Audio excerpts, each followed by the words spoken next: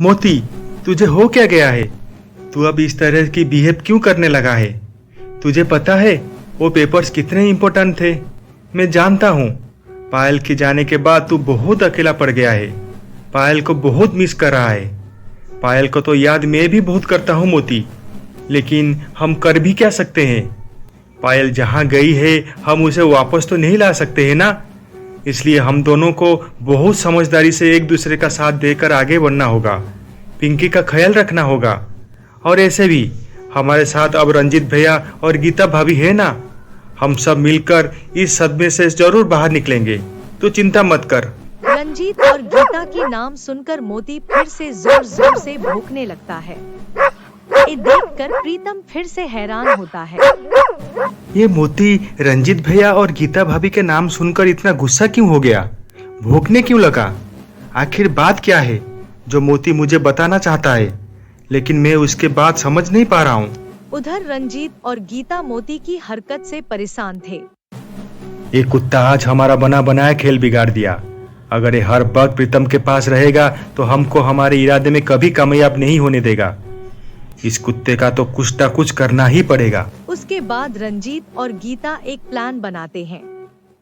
अगले दिन वो दोनों मोती की खाने में बेहोशी का दवा मिला देते हैं, जिसे खाने पर मोती बेहोश हो जाता है। उसके बाद रंजीत मोती को लेकर जंगल में छोड़ कर आता है।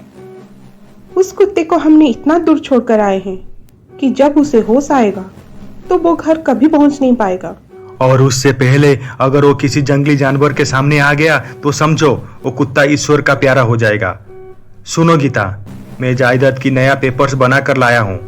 हमें आज किसी भी तरह उन पेपर्स में प्रीतम का साइन लेना होगा। इस बार कोई गलती नहीं होना चाहिए। उधर पायल की आत्मा मोती का पीछा करते हुए जंगल में पहुंचती है। वो मोती को इस हालत में देखकर परेशान हो जाती है।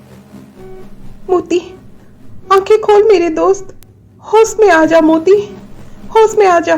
पायल की आत्मा मोती को होश में लाने के लिए भागते हुए नदी के पास जाती है। वो नदी से पानी लाने की कोशिश करती है, लेकिन वो पानी को पकड़ नहीं पाती है। ये देखकर वो बहुत बेबस हो जाती है।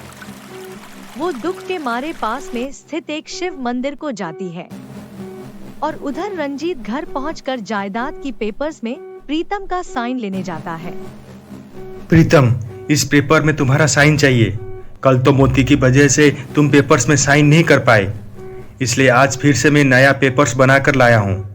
मोती आने से पहले प्लीज जल्दी से तुम इन पेपर में साइन कर दो, वरना पता नहीं आज फिर वो क्या करेगा। आप चिंता मत कीजिए भैया, मोती ऐसा अब कुछ नहीं करेगा। मैंने उसे कल बहुत अच्छी तरह से समझाया है। ऐसे मोती कहाँ है? आज सुबह से मुझे दिखाई नहीं दे रहा है। प्रीतम, तुम मोती का चिंता क्यों करते हो? होगा वो घर पे कहीं। कुत्ता है वो, इसलिए कुत्ते वाली हरकत तो नहीं छोड़ेगा वो। भैया, मोती सिर्फ एक कुत्ता नहीं है, वो इस घर का सदस्य है, इसलिए आज के बाद आप उसे कुत्ता मत बोलिएगा। अरे प्रीतम, तुम तो नाराज हो गए भाई।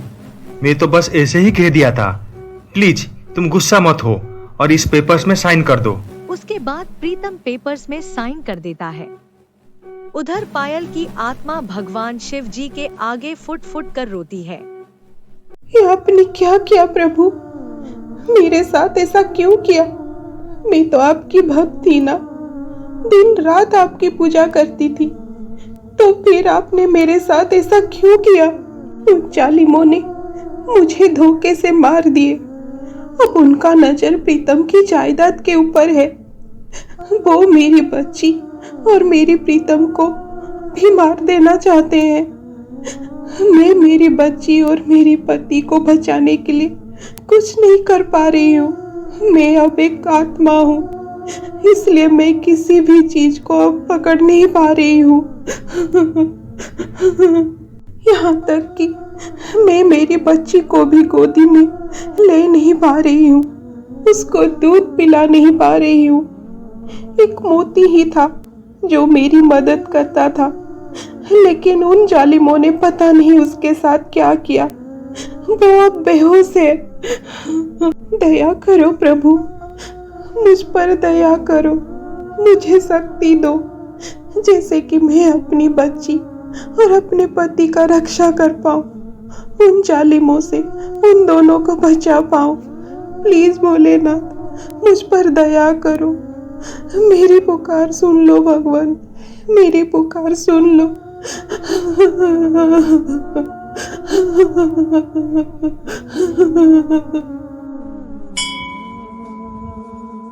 भगवान भोलेनाथ पायल की पुकार सुन लेते हैं। शिवलिंग से एक रोशनी आकर पायल की ऊपर गिरती है। पायल को एक ऊर्जा की महसूस होती है। वो पास में रखी हुई दिया को पकड़ पाती है। ये देखकर पायल खुश हो जाती है। आपका बहुत बहुत शुक्रिया प्रभु, आपने मेरी बात सुन ली। आपका बहुत बहुत धन्यवाद प्रभु, बहुत बहुत धन्यवाद।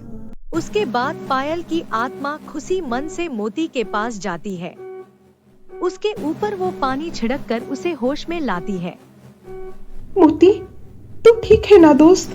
अब समय आ गया है दोस्त, रंजीत और गीता को उनके किए की सजा दिलाने का।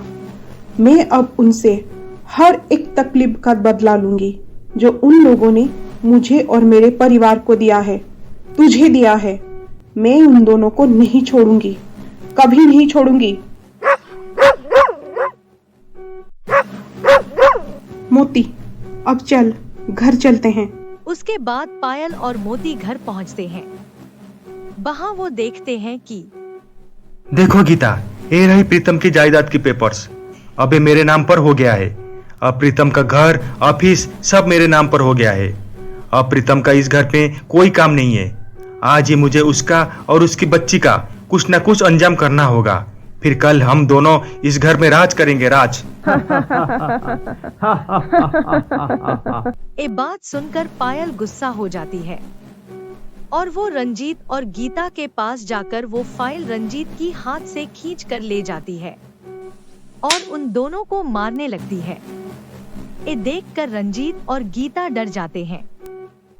कौन है यहाँ, कौन है? ये बात सुनकर पायल फिर से उन दोनों को मारने लगती है।